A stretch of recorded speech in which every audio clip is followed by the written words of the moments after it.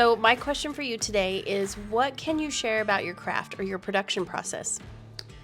You know, a lot of people, there's a thing in the industry. The whiskey industry has evolved over time, and one of the big things is I'm not going to call them whiskey snobs, but you know, like the wine connoisseurs that you have. There's some of those whiskey guys out there that there's a term called grain to glass. And grain to glass is right when everything is produced in your area, same year, from the same crops. You know where it's coming from, or you grew it, and yeah, we haven't reached that point yet. My family's been farming around here for 130 years. We've got a couple thousand acres of land just to the east of here. We'd love to do that. That would be fantastic. And we have done that. It's just very small batches. So most whiskey companies, it's very hard for a whiskey company to start out if they want to scale quickly. To purchase all their own production equipment, their own stills, the space. You're looking at for us, just that portion was probably 2 to 3 million of capital investment, which, yeah, it's not a cheap endeavor. I mean, it's not and being business guys, and we're like, yeah, we're not going to do that and then sit around for 6, 7, 8 years and hopefully we have a good product. So our whiskey, if we stored it in Colorado and aged it here, we would lose, I mean, depending on the length of the time that we were trying to store it, we'd probably lose on average another couple percentages of whiskey a year from evaporation, how dry it is out here. That is so significant, right? Yes, it is. Yeah, 100%. When you're doing an 8, 9 year whiskey, right? I mean, you tack on a couple, 3, 4 more percent. Well, times, oh, now you're really, I mean, when we start our night, like the Roper that you guys are drinking right now, we start with a full barrel, and by the time it ages and we empty it, it's about half full.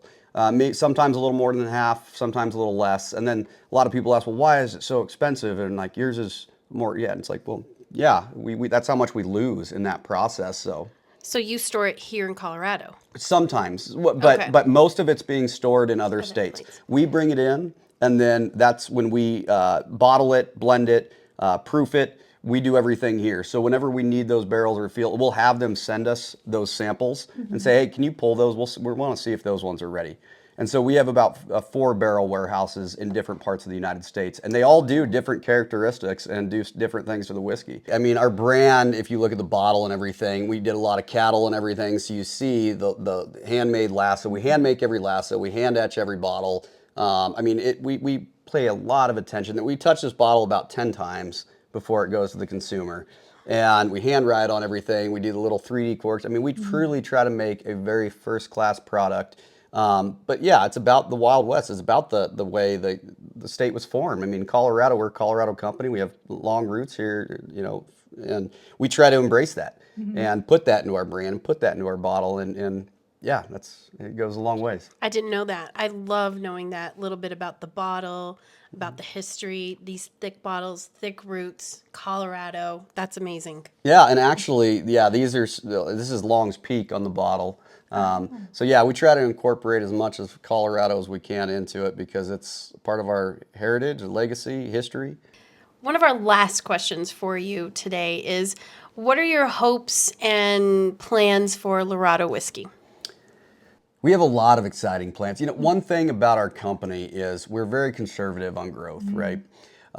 We use the minimal amount of space that we can. We don't kind of get over our ski tips. But one of the exciting things that we have coming up is we're opening a cocktail lounge. And it's going to be called Twin Staves, which this is probably the first time anybody's heard of it. We haven't put out any press releases or anything. So you heard it here first. You heard it here first. Thank you, Hunter.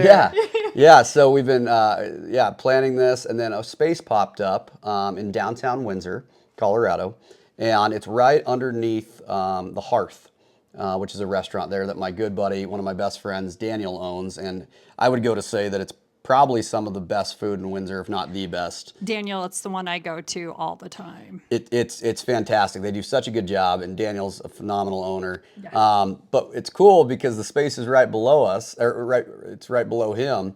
And so what we're planning to do is he's going to serve our own little menu down there, so we don't have to have a kitchen, and I don't need to mess with food.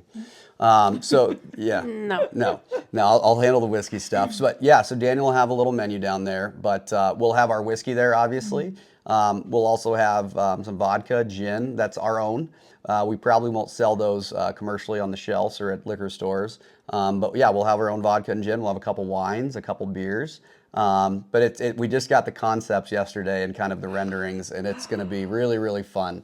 We're very, very excited for it. And another really cool thing, which no one knows about yet, which I'll tell you guys, we have a new partner in the tasting room, and his name is Ryan Spielborg. Not the Ryan. The Ryan Spielborg from the Colorado Rockies. That is Okay. amazing. Yeah, so Spilly's been a good friend for a long time and has been very passionate about us. And I called him one day and said, "Hey, Spilly, here's my idea. What do you think about this?" He said, "Yeah, I'm in. What do I need to do?" He's like, "I'm on the road. I'm doing an MLB game right now, but what do I need to do? Just send me what I need to sign." I mean, he's just such a great guy. So it's very exciting for us to have him on board as a partner. And it's just cool. We just keep growing this as more friends come along, and when we see the need or like somebody that can help out, it's like, "Hey, what do you think?" "Yeah, absolutely. Let's do it." It's like, awesome. Very cool. I think that's super exciting. And the other thing that I want to talk about, I want to show that recently, which again, I know it's local, but it's showing that you are totally making traction in terms of not only our community, but in the whiskey world. And that was not your first, but one of the more recent shoots and articles. Right? Yeah. So can you tell a little bit more about this? Yeah, that was Windsor Lifestyle Magazine. So they're a local magazine. That's Misty Dawkins. She runs that, and she's a huge supporter. Misty, if you're watching, thank you so much for your Thank you. support. But she called me, it was about a month and a half ago, and she said, "I have exciting news." "What is it?" And "You made the cover of the magazine." So super. Beautiful cover. Yeah, super cool. Our bottle of Roper's on there. And actually, the gal that did it, it's In the Wild Wonder, I want to say, on Instagram. It's her picture. But she did a shoot for one of my buddies, Chad Sanger. He does a cat. Yeah, we know Chad. We went to high school with Chad. So Chad. So Chad was doing a photo shoot for his beef company. And sorry, Chad, I can't remember what it's called, but look up Chad Sanger Beef. We can look that up. Yeah, too. look up Chad Sanger Beef. But yeah, Chad said, "Hey, can I use your bottles for some of the shoots that we're trying to do?" I said, "Absolutely, that'd be fantastic." And so some of the pictures on there are from that shoot from Candice Lostra. She's up in Alt, but just does such a good job. And when we saw those pictures, we're like, these are great. That's awesome. Yeah, and he plays the cowboy part perfectly and Yeah. fits the brand and stuff. And it's like, yeah, we need to use these for this. So a lot of those photos came from them, but tells our story. And yeah, Misty and Windsor Lifestyle Magazine, they do such a good job and are just such good supporters of us. And we really appreciate it. What I mean with Larado and everything, you're making traction. You're already winning awards. Tell us a little bit about that, and then I have a next part about that, which is we'll go into that after that. You know, it's really, and I appreciate you bringing it up. I really don't try to bring all the awards up and anything. It's cool. They're nice. It's neat. They're affirmations of, okay, we are doing something right. But last year we won 2 Distiller of the Year awards. We've gotten over a dozen gold medals for each of the bottles that we have, platinum medals. We just won in San Diego World Spirits Competition. We just got Best in Class Rye for one of our bottles. Ridge, same thing. I think they're up to 10 gold medals. And they're medals, right? At the end of the day, it's like what you like to drink, and we appreciate those. But the cool thing is, in a lot of these competitions, we're beating out a lot of these guys on the top shelves over here.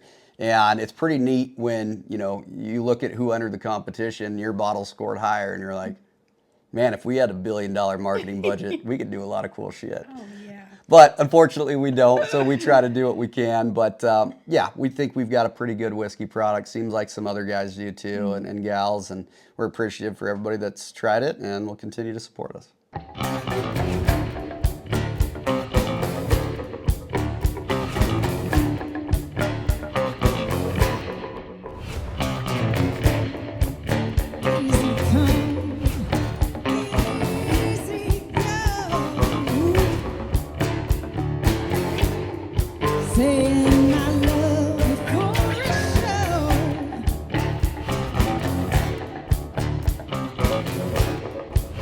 In your heart. We're hoping whiskey. Here's to you. Today we want to thank our sponsor, Larado Whiskey. out of Windsor, Colorado. If you get a chance, go to the Nearest nearest liquor store and get yourself a bottle. You will not regret it. No. Especially the Roper Reserve, my favorite. How can I not be? Cheers. Cheers. Thank you, Larado Thank you, Whiskey. Larado. And remember, Where we're going, we hope there's whiskey, because where there's whiskey, there's always hope.